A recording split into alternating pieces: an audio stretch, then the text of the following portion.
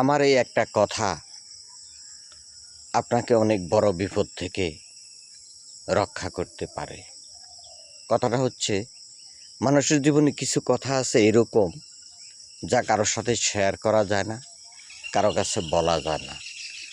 আবার নিজের ভিতরে জমিয়ে রাখতে রাখতে সেটা একটা বোঝা হয়ে যায়। নিজের মনের ভার অনেক বেড়ে যায়। এখন এই অবস্থা আপনি কি করবেন? আপনার করণীয় কি? আপনি ঠিক করতে পারতেছেন না, তাই না? হ্যাঁ, আমি আপনাকে একটা সঠিক সমাধান দিয়ে দিচ্ছি। আপনি একা একা নিবিড় একটা পরিবেশে চলে যান। সেখানে আপনার মনের কথাগুলো আপনি নিজের মতো করে একা একা বলে যান, কেউ যেন না শুনে।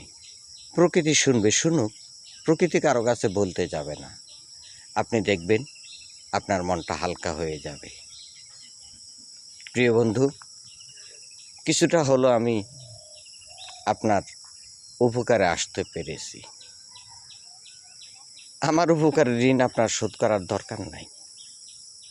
আমি শুধু আপনাকে অনুরোধ করব, এরকম আরও চমৎকার চমৎকার কিছু কথা শুনতে চাইলে, জানতে চাইলে আমার আইডিতে আপনি একটা ফলো দিয়ে যান। আমাকে একটু সাপোর্ট করুন। ধন্যবাদ, ভালো থাকুন।